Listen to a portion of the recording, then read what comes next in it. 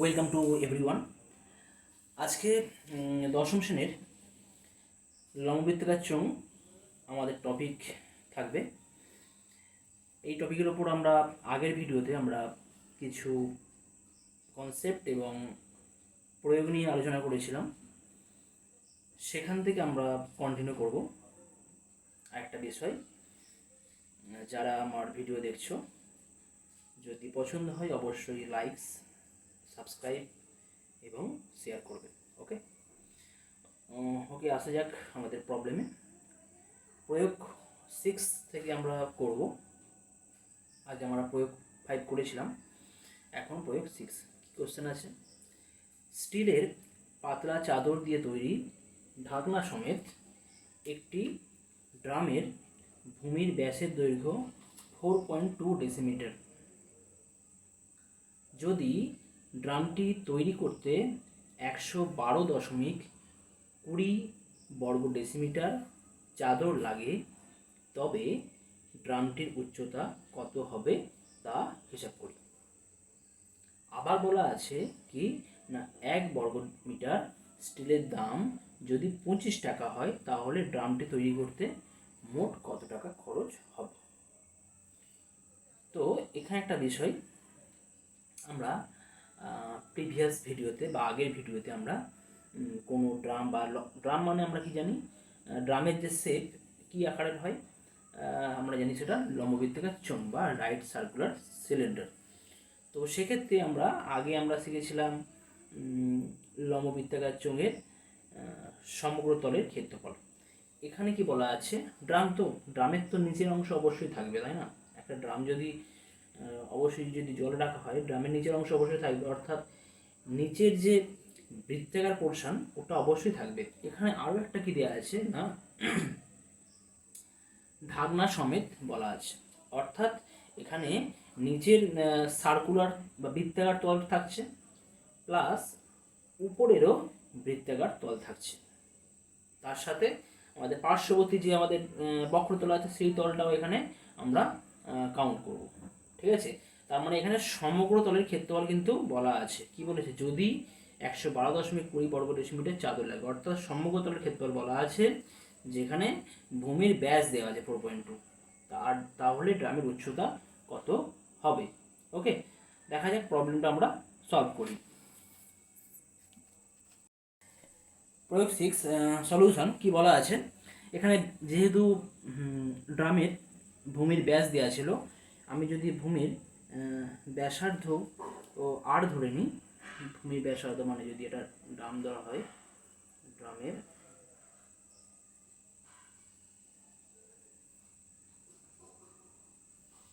ড্রামের ভূমির ব্যাস ধরে নিচ্ছি, এটা 8 ডেসিমিটার। কেমন?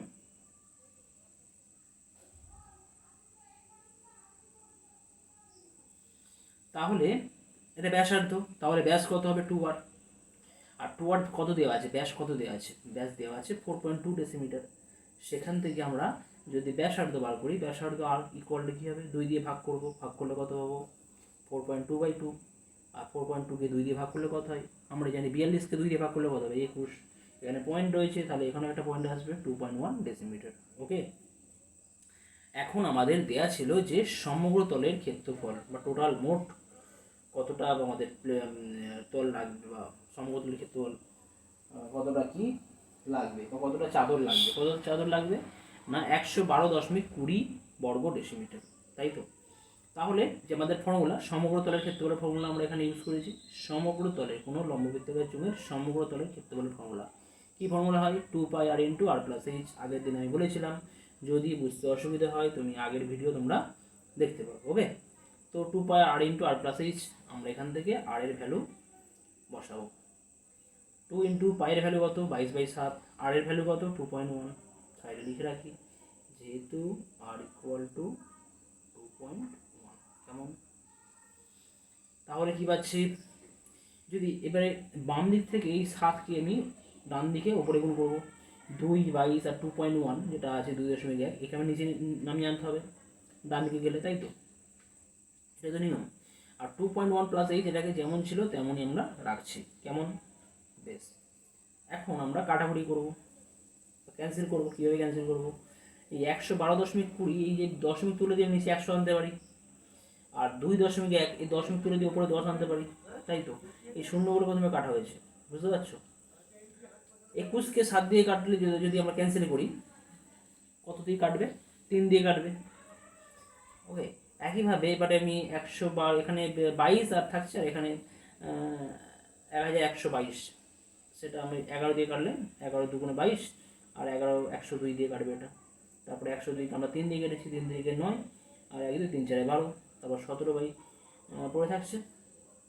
তো 17কে 2 দিয়ে লাস্টে ভাগ করলে আমরা কত পাবো না? 17কে 2 দিয়ে যদি ভাগ করলে আমরা পাবো 8.5 এত ডেসিমিটার। সুতরাং এখান থেকে কত পেয়ে যাচ্ছি? এইচ এর ভ্যালু 8.5 মাইনাস 2.1, অর্থাৎ বিয়োগ করলে কত পাবো? এইচ এর ভ্যালু 6.4, অর্থাৎ উচ্চতা কত হবে? 6.4 বর্গ, সরি অনলি ডেসিমিটার। এটা উচ্চতা যদি হয়, উচ্চতা এইচ, তাহলে উচ্চতা হয়ে যাচ্ছে 6.4 ডেসিমিটার। তো এখন আমাদের দেওয়া আছে যে ড্রাম তৈরি করতে প্রতি বর্গ মিটারে খরচ হয় 25 টাকা, তাই তো? তো এখন যে সমগ্রতলের ক্ষেত্রে বলতে ডেসিমিটারে দেওয়া রয়েছে, তো ডেসিমিটারের সাথে 25 গুণ করলে কিন্তু পাবো না। এখানে ডেসিমিটারকে মিটারে ট্রান্সফার করতে হবে, মিটারে ট্রান্সফার করে সেখানে থেকে আমি খরচ বার করতে পারবো, কারণ আমাদের কোশ্চেনে দেওয়া রয়েছে প্রতি বর্গ মিটারে খরচ 25 টাকা হয়।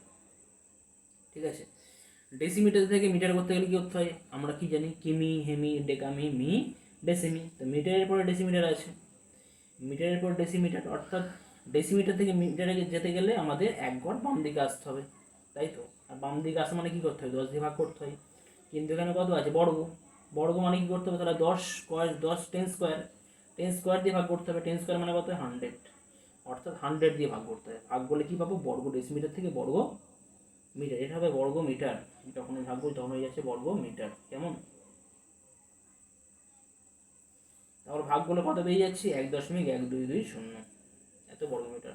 এখন বলা আছে যে প্রতি বর্গ মিটারে খরচ হয় 25 টাকা, তাহলে ড্রাম তৈরি করতে মোট কত খরচ হবে না? 1.1220 গুণিত 25 টাকা। এটা গুণ করবে, মুখে মুখে গুণ করতে পারো, গুণ করে দেখবে এই অ্যান্সারটা আসবে 28.05 টাকা। ওকে, এটাই আমাদের কমপ্লিট অ্যান্সার। তাহলে উচ্চতা কত হয়ে যাচ্ছে? 6.4 ডেসিমিটার এবং মোট খরচ 28.05 টাকা। নেক্সট আমরা পরের বিষয়ে আসবো। এখন যে বিষয়টায় আসবো, লম্ববৃত্তাকার চোঙের আয়তন। আয়তন বলতে আমরা কি বুঝি সাধারণত? আয়তন বলতে গেলে আমরা যেটা বুঝি লিটার, তাই তো? আয়তনের একক কি? লিটার। সেক্ষেত্রে আমাদের কোনো লিকুইড বা তরল পদার্থের আয়তন আমরা নির্ণয় করি। তো এখানে যদি আমাদের যে ড্রাম আছে, ড্রাম তো লম্ববৃত্তাকার চোঙের শেপ বা আকার, সেক্ষেত্রে ড্রামের মধ্যে যদি কোনো লিকুইড, কেরোসিন তেল বা যদি জল রাখা হয়, সেক্ষেত্রে কতটা পরিমাণ জল থাকবে, জলের পরিমাণ মতো এখানে জলটা কতটা জায়গা জুড়ে থাকবে, সেটাই তো আয়তন। তো এখানে যদি এই যে দুটো শেপ দেখতে পাচ্ছ, দুটোই তো লম্ববৃত্তাকার চোঙ আছে, তো কোনটাতে কত পরিমাণ জল থাকবে? এটাতে বেশি থাকবে না এটাতে বেশি থাকবে, বা এটাতে বেশি থাকবে না এটাতে কম থাকবে, সেটা আমরা কি করে নির্ণয় করব? ঠিক আছে, তো কোনো লিকুইড থাকবে কতটা, সেটা জানার জন্য কিন্তু আমাদের আর লম্ববৃত্তাকার চোঙের আয়তন জানা অবশ্যই দরকার, তাই তো? এখানে আয়তনের সিম্পল ফর্মুলা কি আছে না? ভূমির ক্ষেত্রফল। আমরা আয়তন মানে কি জানি? ভূমির ক্ষেত্রফল ইন্টু উচ্চতা। যে কোনো শেপের ক্ষেত্রে হয় ভূমির ক্ষেত্রফল ইন্টু উচ্চতা। তো এখানে লম্ববৃত্তাকার চোঙের ক্ষেত্রে ভূমি কি ছিল? বৃত্ত ছিল। ভূমি দেখতে পাচ্ছ, এই বৃত্ত রয়েছে, যার ব্যাসার্ধ যদি আমাদের আর হয়, ব্যাসার্ধ যদি আর হয়ে যায়, তাহলে আয়তন কি হবে? ভূমির ক্ষেত্রফল ইন্টু উচ্চতা। ভূমির ক্ষেত্রফলের ফর্মুলা কি? যদি ব্যাসার্ধ আর হয়, ভূমির ক্ষেত্রফল হয় পাই আর স্কোয়ার ইন্টু এইচ, অর্থাৎ পাই আর স্কোয়ার এইচ, এত ঘন একক। এখানে আর যেমন এককে থাকবে তত ঘন একক হবে। কেমন? সুতরাং আগের ফর্মুলা আমরা পেয়েছিলাম সমগ্রতলের ক্ষেত্রফল 2 পাই আর ইন্টু আর প্লাস এইচ, এখন পেলাম লম্ববৃত্তাকার চোঙের আয়তনের ফর্মুলা ই পাই আর স্কোয়ার ঘন এইচ ঘন একক, পাই আর স্কোয়ার এইচ ঘন একক। এই ফর্মুলার উপর বেস করে কিছু প্রবলেম আমরা দেখব। প্রয়োগ 7 কি বলা আছে, যদি গ্লাসের ভূমির ব্যাসের দৈর্ঘ্য 11.2 সেন্টিমিটার এবং উচ্চতা 15 সেন্টিমিটার হয়, তবে ওই গ্লাসে কত জল ধরবে। আমি এই সময় বললাম জলের কথা, জল মানে কি আয়তন, তাই তো, জলের কতটা জল থাকে বলতে গেলে এখানে আমরা আয়তন বুঝবো। আর লম্ববৃত্তাকার চোঙের আয়তনের ফর্মুলা কি হয়, পাই আর স্কোয়ার এইচ, তাই তো। তাহলে কি বলা আছে, যদি গ্লাসের ভূমির ব্যাসের দৈর্ঘ্য 11.2 সেন্টিমিটার ও উচ্চতা 15 সেন্টিমিটার হয়, তবে ওই গ্লাসে জল ধরবে পাই আর স্কোয়ার এইচ। আর মানে কত হবে এখানে, আর মানে কিন্তু 11.2 হবে না, এটা ব্যাস দেওয়া আছে। ব্যাস যদি 11.2 হয়, ব্যাসার্ধ মানে অর্ধেক, ব্যাসের অর্ধেক কি হয়, ব্যাসার্ধ। তাহলে 11.2/2 করতে হবে, হোল স্কোয়ার করা হয়েছে ইন্টু 15। 11.2কে 2 দিয়ে ভাগ করলে কত হবে, 5.6। আর পয়েন্টের জন্য আমি 10 নিচে নামিয়েছি। আর স্কোয়ার রয়েছে, স্কোয়ারের জন্য দুখানা এখানে 56/10, 56/10 আনা হয়েছে। কেমন, সিম্পলিফাই করলে কত হবে, যদি আমরা এটা সিম্পলিফাই করি, করলে কত পাবো, দেখা যাক, 27×56, তাই তো। এবার যদি গুণ করা হয়, পরপর গুণ করলে আমরা কি পাবো দেখি একটু। তো আমি ওপরে সংখ্যাগুলো গুণ করছি। যদি 5 দিয়ে কাটা হয়, 5 দিয়ে কাটলে কত, 2 হবে, এটা 5 3, আর 2 দিয়ে কাটলে এটা 2 4। তাহলে 22 4 কত হয়, 88। 88 3 গুণ করলে কত পাবো, 88 ইন্টু 3 করলে পাবো 3 8 24, 4 হাতে 2, 3 8 24 দিয়ে 26, 264। নিচে কত আছে, 10, অর্থাৎ 26.4। অ্যান্সার হবে কত, এটা 26.4 ঘন সেন্টিমিটার। ওকে, তো এইভাবে এটা আমরা নির্ণয় করব। নেক্সট কি দেওয়া আছে, যদি এখন ফাঁপা চোঙ হয়, ফাঁপা চোঙাকার ধাতব নলে কতটা পরিমাণ ধাতু আছে, মানে কতটা পরিমাণ ধাতু আছে এটার ভিতরে ফাঁপা, কিন্তু এটা পুরো একদম সলিড, এই যে ধারের যে পোর্শনটা সলিড। তো সেই ক্ষেত্রে কতটা সলিড পরিমাণ ধাতু আছে কোনো ধাতব নলে, সেটা আমরা কী করে নির্ণয় করব।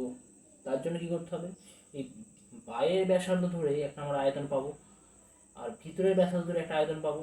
সেই বাইরের আয়তন থেকে ভিতরের আয়তনটা বাদ দিলেই যে যে পোর্শনটা পড়ে থাকবে সেটা কিন্তু আমাদের এই মাঝের পোর্শন, এই যে পোর্শনটা আছে আমাদের, এই পোর্শনটা পাবো। আর এই পোর্শনটাই হচ্ছে আমাদের সলিড পোর্শন, তাই তো। অর্থাৎ বাইরের তাহলে বাইরের ব্যাসার্ধ কত, এখানে R1 ধরা হয়েছে, তো বাইরের ব্যাসার্ধ ধরে আয়তন কত হবে, পাই R1²H, তাই তো। আর ভিতরের ব্যাসার্ধ যদি R2 হয়, তাহলে সেক্ষেত্রে ভিতরের ব্যাসার্ধ ধরে আয়তন কত হবে, পাই R2²H। পাই কমন নিলে কি পড়ে থাকবে, R1² minus R2² into H ঘন একক। মোস্ট ইম্পর্টেন্ট এর formula, most important, very very important. Okay, তো এই ফর্মুলার উপর বেস করে কিছু প্রবলেম করবো।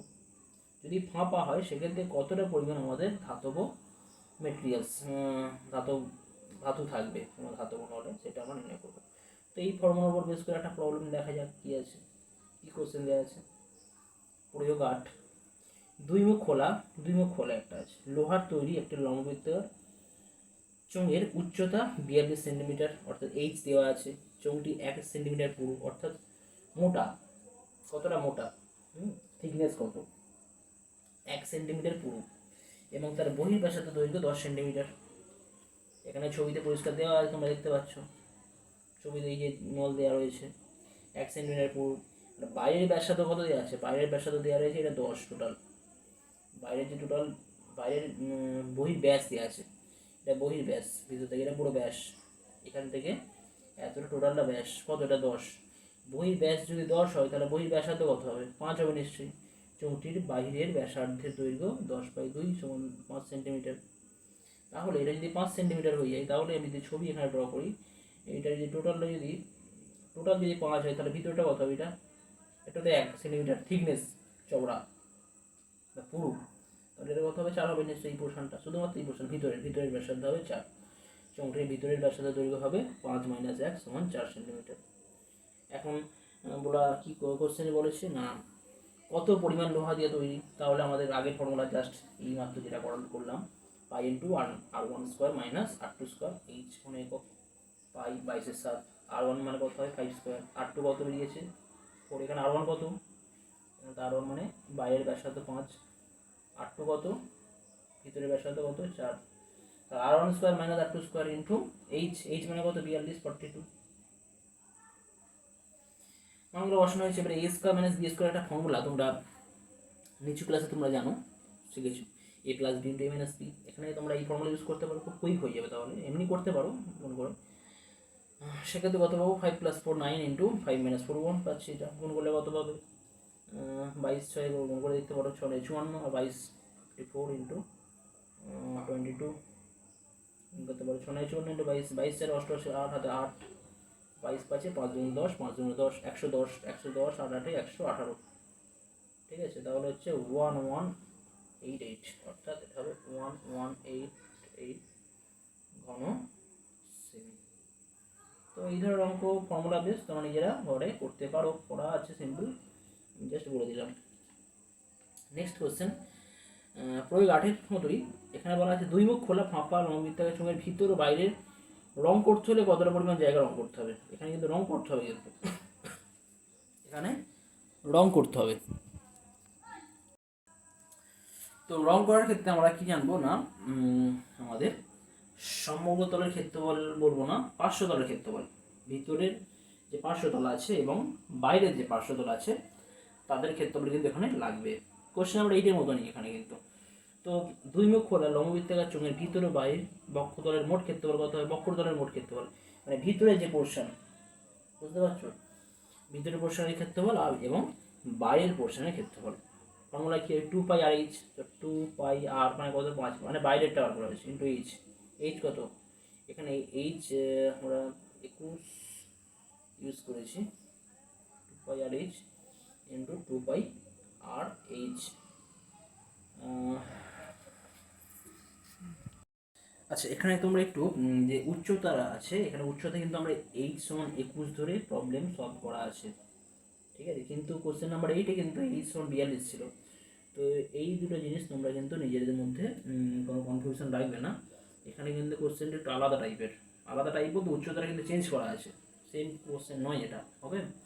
এখানে উচ্চতা আমরা 21 ধরে করবো, 2πr/h আর কত 5 × 21 প্লাস 2πr/h মানে ভিতরের যে বক্রতল আছে তার ক্ষেত্রফল আর ইন্টু এইচ, ক্যালকুলেশন করে আমরা এই জিনিসটা পাচ্ছি। গুণ করলে কত হবে ওটা 7 × 3 = 21, তাহলে 22 × 2 = 44 আর 3 × 7 = 44 আর 27, গুণ করবো এটা 22 × 4 3 × 27 27 4 108 8 হাতে 10 বাই 27 4 108 10 100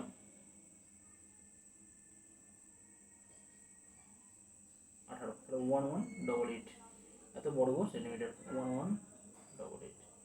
এখানে আগের মধ্যে অ্যান্সার একই আসছে বটে, কিন্তু এটা আগেরটা ছিল ঘন সেন্টিমিটার, এখানে আছে বর্গ সেন্টিমিটার, ওকে। অর্থাৎ এই ফর্মুলাটা তোমরা অবশ্যই নোট করে রাখবে যে ফাঁপা চোঙের বাইরের ব্যাসার্ধ দৈর্ঘ্য r1 একক এবং ভিতরের ব্যাসার্ধের দৈর্ঘ্য যদি r2 একক হয় এবং উচ্চতা h একক হলে ওই চোঙটির ভিতর ও বাহিরের বক্ষতলের মোট ক্ষেত্রফল কি হবে 2πr1 + r2 × h একক, এত বর্গ একক, 2π × r1 + r2 h বর্গ একক। ফাঁপা চোঙের ক্ষেত্রে বাইরের এবং ভিতরের তলের মোট ক্ষেত্রফল, ওকে, বক্ষতলের ক্ষেত্রফল হবে 2π × r1 + r2 h বর্গ একক। নেক্সট এখানে আরও একটা ফর্মুলা আছে, আগেরটা ছিল বক্ষতলের ক্ষেত্রফল, এখন আছে যদি বলে সমগ্র তলের ক্ষেত্রফল। কিন্তু এখানে লম্ববৃত্তাকার চোঙ কিন্তু ফাঁপা হয়ে যাবে, ফাঁপা, সেক্ষেত্রে তার সমগ্র তলের ক্ষেত্রফল কী হবে। সমগ্র তল বলতে মানে ভিতরে যে তল আছে বক্রতল সেটাও কাউন্ট করবে, বাইরের যে তল আছে সেটাও কাউন্ট করা হবে, ওপরের যে তলটা আছে সেটাও কাউন্ট করবো। যদি ফিগার থেকে যদি দেখা যায় মানে এই পোর্শনটাও কিন্তু কাউন্ট হবে, উপরে যে পোর্শনটা আছে এই যে তলটা আছে এই তলটাও কাউন্ট হবে, নিচের এই তলটাও কাউন্ট হবে, এই বাইরের পোর্শনও কাউন্ট হবে, ভিতরের যে পোর্শন আছে বক্রতল সেটাও কিন্তু কাউন্ট হবে, আমরা নেব। তাহলে সেক্ষেত্রে সমগ্রতলের ক্ষেত্রফল ফর্মুলা কী হবে 2πr1 + r2 h, অর্থাৎ এটা হচ্ছে আমাদের ভিতর এবং বাইরের বক্রতলের ক্ষেত্রফল। এবং ভূমি দেওয়া আছে, ভূমি আর আমাদের উপরে যে ঢাকনা যেটা থাকবে সেই যে পোর্শনটা, এই পোর্শনটার ক্ষেত্রফল, এটা বার করতে গেলে কিন্তু আমরা ওই করবো 2πr1² মাইনাস r2²। কারণ আমরা জানি পাই আর ক্ষেত্রফল ফর্মুলা পাই r1² হয়, কিন্তু ওপর নিচে দুটো আছে বলে কিন্তু তাহলে তার জন্য আমরা 2πr1² ইউজ করবো। আর এখানে মাইনাস করছি কারণ ওই ফাঁপা, যার জন্য আমরা মাইনাস ইউজ করছি। 2πr1² মাইনাস r2² বর্গ একক। এই ফর্মুলা অবশ্যই তোমরা নোট করে রাখবে। কেমন? আচ্ছা, এর উপর বেস করে একটা প্রবলেম, কোশ্চেন নাম্বার 10 প্রয়োগ 10 যেটা আছে জানবো। একটি ফাঁপা লম্ববৃত্তাকার চোঙাকৃতি লোহার নলের বহি ব্যাসার্ধ দৈর্ঘ্য নোট করে রাখো R1 কত, এখানে দেওয়া আছে 5 সেন্টিমিটার। ওকে, আচ্ছা, এবং অন্তর ব্যাসার্ধ দৈর্ঘ্য 4 সেন্টিমিটার। R2 কত? 4 সেন্টিমিটার। নলটির সমগ্র তলের ক্ষেত্রফল 1188 বর্গ সেন্টিমিটার। এখানে কি দেওয়া আছে? ফাঁপা লম্ববৃত্তাকার চোঙাকৃতি সমগ্র তলের ক্ষেত্রফল। নলটির দৈর্ঘ্য কত হবে? তো এখানে সবই দেওয়া রয়েছে। R1 সমান 5, R2 সমান 4, আর এই যে আমাদের ডিটারমাইন করতে হবে, নির্ণয় করতে হবে। কেমন? আমরা ফর্মুলা ফেলবো।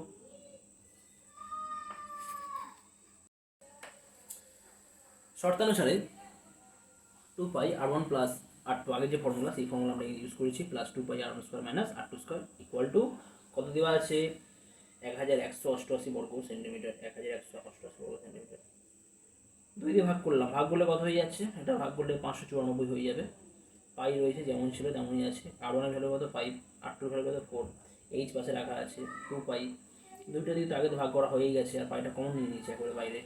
R1² মাইনাস r2² মানে 5² মাইনাস 4²। 5² মাইনাস 4² করলে কত হবে? 5 প্লাস 4 ইন্টু 5 মাইনাস 4 মানে a² minus b² formula, a plus b into a minus b এখানে ইউজ করা হয়েছে। তাহলে কত হয়ে যাবে? 5 প্লাস 4 9 ইন্টু 5 মাইনাস 4 1, 9 পাবো ইকুয়াল টু 594। তাহলে এখান থেকে কি পাবো আমরা? Next 9h plus 9 equal to 7 উপর উঠে যায়, 22 নিচে নিচে আসছে, কাটাকুটি করলে কত পাবো? 189। কত দিয়ে কাটাকুটি হচ্ছে? 22, 11 দিয়ে গেলে 11 দুগুণে, 11 দিয়ে গেলে 55, 4 4, 11 4 44, 2 দিয়ে গেলে 27, 27 সাথে এটা পাবো 189, 189। 9h ইকুয়াল টু মাইনাস করলে 180, অর্থাৎ এইচ এর ভ্যালু কত পাওয়া যাচ্ছে? 180/9, অর্থাৎ এইচ ইকুয়াল টু 20। সুতরাং চোঙটির উচ্চতা হবে 20 সেন্টিমিটার। ক্লিয়ার? এটাই আমাদের কোশ্চেনে বলা ছিল। চোঙের উচ্চতা কত? 20 সেন্টিমিটার। নেক্সট কোশ্চেন কি আছে? প্রয়োগ 11 6 মিটার লম্বা একটি লম্ববৃত্তাকার চোঙাকৃতি লোহার ফাঁপা পাইপের ভিতরের ও বাইরের ব্যাসের দৈর্ঘ্য দেওয়া আছে 3.5 সেন্টিমিটার ও 4.2 সেন্টিমিটার। পাইপটিতে কত লোহা আছে তা নির্ণয় করো। তার সাথে কি দেওয়া আছে? 1 ডেসিমিটার লোহার ওজন যদি 5 কিলোগ্রাম হয় তাহলে পাইপটির ওজন কত হবে? এখানে কিন্তু ব্যাসার্ধ দেওয়া নেই, ব্যাস দেওয়া আছে, এটা খেয়াল রাখতে হবে। আর একক কত? সেন্টিমিটার আছে, এটাও সেন্টিমিটার আছে, এটা মিটারে আছে। হ্যাঁ, ওকে। তো এইগুলো এখানে ডেসিমিটার আছে, তো আমি সমস্ত অ্যান্সার ডেসিমিটারে করার চেষ্টা করবো, তাহলে লাস্টের মধ্যে কমপ্লিট অ্যান্সার করতে সুবিধা হবে। ওকে, 6 মিটার থেকে ডেসিমিটার করবো। দেখা যাক প্রবলেমটা আমরা সলভ করবো।